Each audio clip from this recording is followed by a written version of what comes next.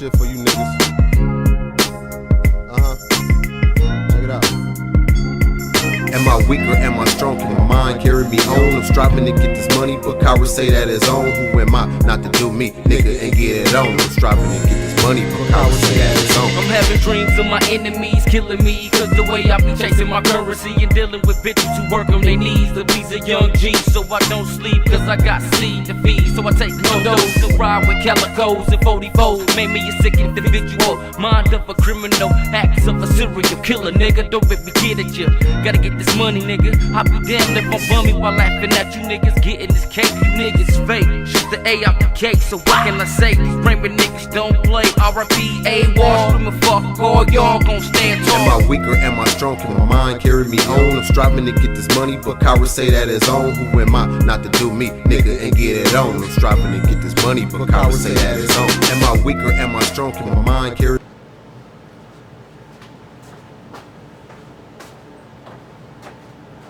Winter season, around December 25th, in the winter season, around December 25th, the people celebrated the winter solstice.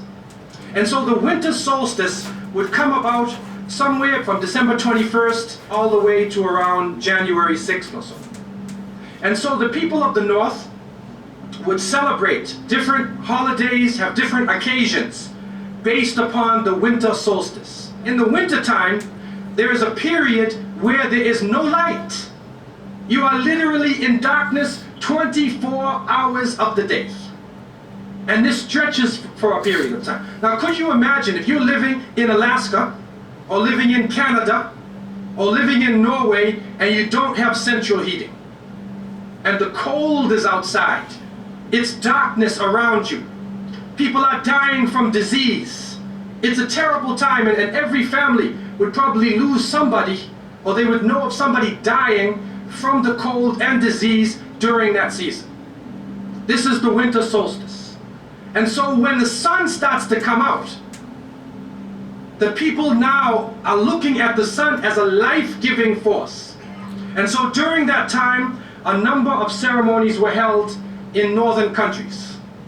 In the far north was the Feast of the 12 Nights, which stretched from December 25th to January 6th. Also in ancient Greece, there was the Bacchanalia, which was held for their god Bacchus, the god of wine and sport and play. The Romans had the Saturnalia for their god Saturn, their main sun god Saturn.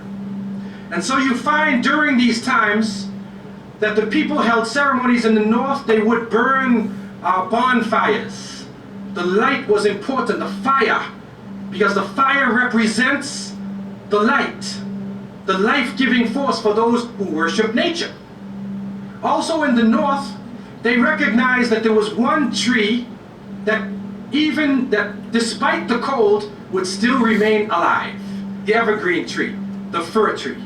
And so in some cases they would take this fir tree, believing that there was powers of life within the tree, and they would put it in their homes, set it there and put a light on the top of it, or burn them in the front, or they would make mistletoes and put them over their doorways, a type of what we would call ta'weez or tamima. It is an amulet. And they would hang the amulet over their doors, hang the amulets in their home, hoping that this fir tree, that this so-called life-giving force would protect them from the danger of the winter. And so their ceremonies developed around this. And this went on for hundreds of years. We also find in the ancient northern countries, and the Druids of the north, they carried out special ceremonies surrounding the mistletoe and surrounding the fir tree and the beliefs, and they would meet within circular areas. And they had a secretive cult that spread throughout the far northern countries. One of the interesting individuals, and you can look this up if you can find it in the dictionaries or encyclopedias, is a man called Mithra or Mithras. This is a very mysterious character. And when you look at history, you find that this individual called Mithra was born on December 25th. His day of the week was the 7th day of the week, that we still call Sunday. He was supposed to be the son of the sun god himself, and they had a special sacrament made up of bread and wine, and they would make this drink during this time, and supposedly he died for the sins of the people. Sounds familiar, doesn't it? But when you try to find Mitra or Mithras in the encyclopedias, they, through state intervention, erased the name. Why is this?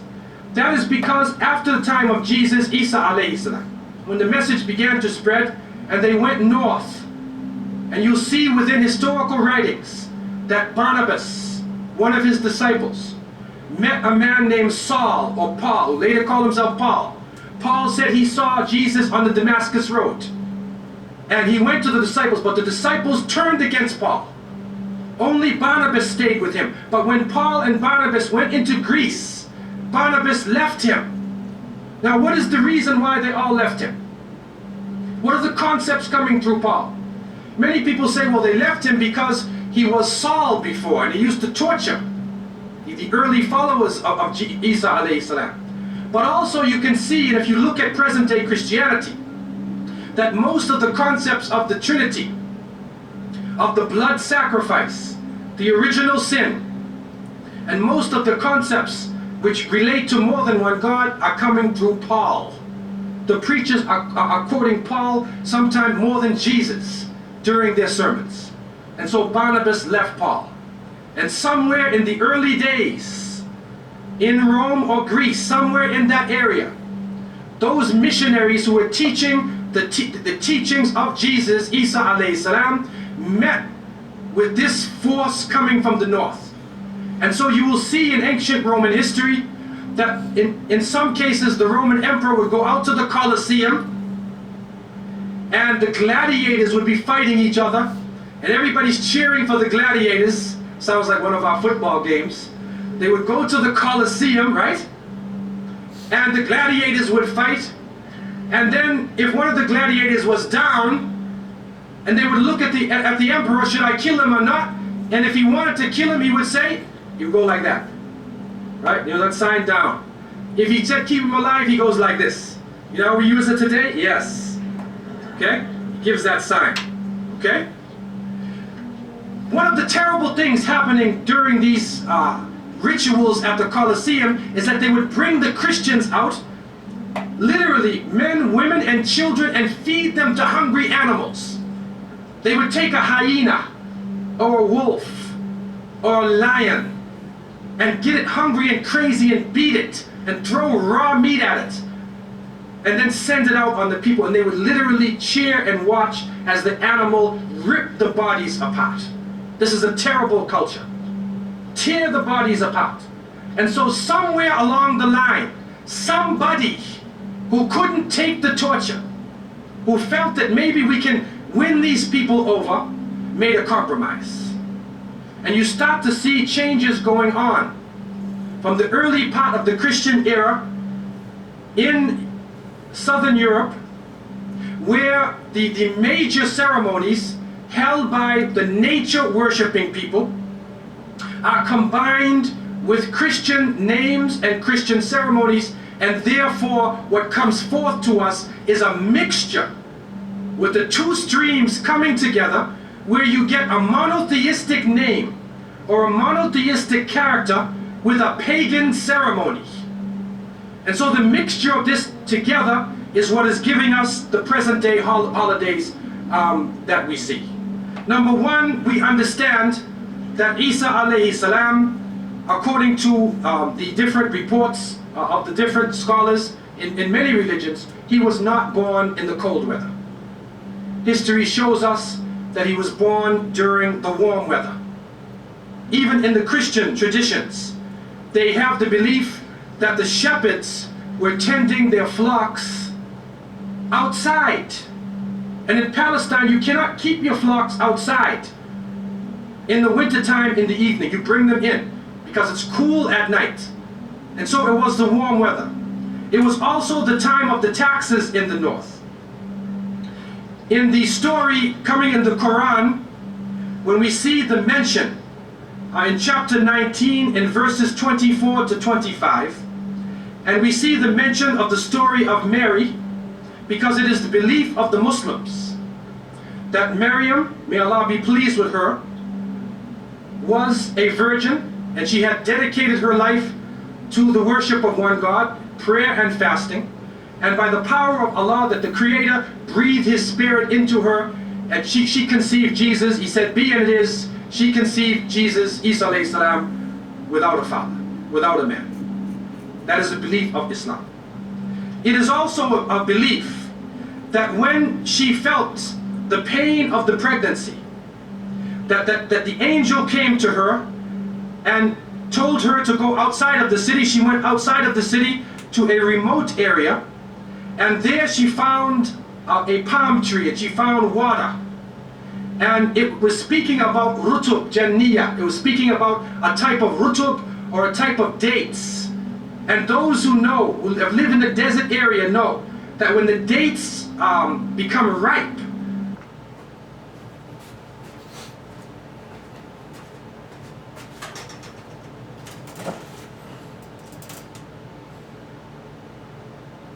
dates are originally red and they're yellow, they're other colors, but they turn the brown. It's at the height of the heat that the dates become ripe. And so it's at that time that she gave birth to Isa alayhi salam. So from different points of view, different historical points of view and different religions, we understand that Isa alayhi salam was not born during the winter season. He was born in the warm weather. So who was it that was born in the winter season? What is that? Who is that character now? Let us become detectives and try to find out the answer to this problem. Number one, you have to understand this concept of Saturn, the concept of Bacchus. When they are portrayed by the different artists who drew pictures of them, or the sculptures, they're usually portrayed as a heavy-set man with a white beard. And when in the Sistine Chapel, Michelangelo drew his picture, you could see the long flowing beard, and there are actually pictures of this man on a sled being drawn by snakes with wings. Snakes with wings. Snakes do not normally fly. But in this case, the snakes have wings, and the heavy-set man is on his sled being drawn by these flying animals. Sound familiar to you now, doesn't it? He's being drawn by the flying animals. He's performing miracles. He's coming out on December 25th, which is not the birthday of Isa alayhi salam, has nothing to do with Christianity. It is the time of the Bacchanalia and the Saturnalia, and he is representing riotous fun, drunken revelry. And so what happens on Christmas, the Christmas season, especially in America, people today are not even thinking about Isa alayhi salam. They're not even thinking about Jesus. They're looking how they can get drunk. On Christmas, what is going on? In the Caribbean and many parts, if they offer you a Christmas pudding, or Christmas pie, or Christmas drink, watch out. Because it's probably laced with rum or wine. That's the spirit of the season. Now this riotous occasion that was going on went so far that the Christian church banned it. And the Church of England, according to historical sources, actually banned it all the way to 1647. It was prohibited in England to celebrate Christmas because they saw Christmas as being a pagan holiday. This is an official position taken by the Christian church, the Church of England, who were known at that time as Puritans. What happened was an individual was superimposed. A name was superimposed. We hear about the name of Saint Nicholas. Saint Nicholas. Now, Saint Nicholas himself is actually coming from the ancient writings of Beowulf. And in these writings, which are done in the Scandinavian region, we find the name Nick or Nickel or Nicker. He was known as a demon. the demon of the north. He was known as the evil spirit of the north, the name of Odin, the evil principle. And so in Germany and in many of the northern countries, the people actually looked upon this so-called Saint Nick as being an evil force, and they would tell their children in the wintertime, don't go outside, because if you do, Nicholas will come along, Nickel will come along, he'll capture you, put you in his bag, and take you away. And so they used it as a negative concept. In Isaiah, in what is left of the Bible, in chapter 4, in 14:13, the devil is known as the prince of darkness. And it is an understanding that his throne, the seat of his power, is in the north. Somewhere in the north is the seat of power of this evil. And so the Germans also, when they depicted this Nicholas, or this Pelsnickel, as they would say, Pelsnickel in German, it means a furry devil. When they depicted him, they depicted him as a man with red fur. He had red fur coat, and his base was in the north, and he was the essence of evil. And the Church of England till 1647 took the position that this celebration could not go on. So what we are actually seeing is that the Christmas occasion was actually the time of evil. It was the time of the belief in the Saturnalia and the Bacchanalia. And because of this, they shifted the occasion to New Year's Eve. They shifted all of their feelings and their merriment and their evil to New Year's Eve. Now before we go to that, looking back at Christmas, what is happening now in Christmas season? I don't know what goes on in Miami, but in the northern cities, on Christmas occasion, they put lights around and Santa Claus parades. Do you have a Santa Claus parade here? They have Santa Claus parades, and St. Nicholas is outside, and he's in the streets, and everybody's talking about St. Nicholas, and the poor children are taught that St. Nicholas is going to come down your chimney. Most people don't have chimneys in Miami anyway, but a 350-pound man is going to come down your chimney and bring you presents and keep his clothes white and red, and go to all of the homes in the area and put presents in your stockings and put presents under your tree, and then fly back out into space. And the poor father who sweat and toiled all year to get you the presents, gets no credit for the present given to the child. St. Nicholas comes down the chimney, gives you this present, flies off into the night. And many of us were raised thinking, believing in this. Some of us would sneak into the night and look and see our father putting the present under the tree. We knew what he was doing anyway. But you went along with it, and the people say, well, you know, it's Christmas. Don't you like to have fun? You want to stop the children from having fun? What kind of people are you? But what are you teaching the children? You are using the name of Jesus, using the name of Isa alayhi salam, and you are using a figure who historically is the devil. The devil himself, wal-iyadu billah. They are using his figure, and he has now taken over the Christmas season. Christmas now to most people means materialism. You have to buy presents for your cousins and your friends, and you got to buy about 34 presents. And you find that most American people are in debt for 6 months after Christmas. Now, where is Jesus? You get drunk, you fight, you lose all your money, the stores raise their prices.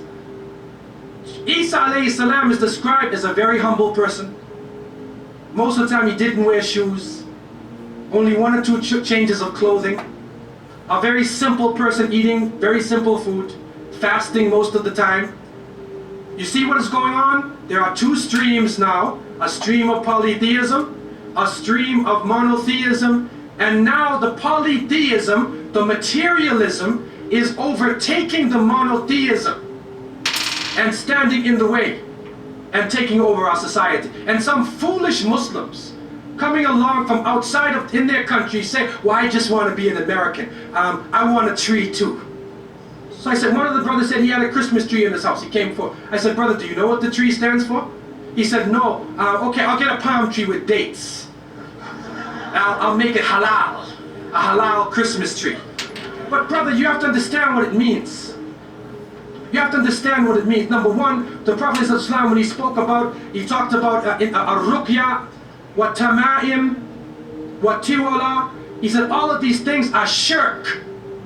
That if you hang amulets, thinking that this ta'weez, or this amulet is going to protect you from something, then you are actually giving power to the creation of Allah and taking it away from the Creator. If you think that by making some spells, going to a magician and asking them to put a spell on someone, you want to get married, so you go to the Sahir and say, put a spell on Ali, I want to marry him.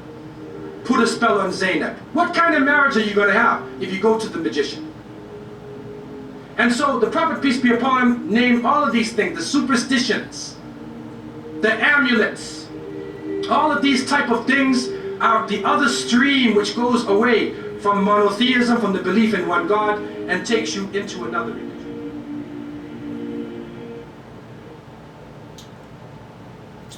What you think? That's called the hidden history of Christmas. The hidden history of Christmas. Listen to it again. See what you think. Have talks about it at your house or whatever. I'm out. LTA. It's your boy Doe.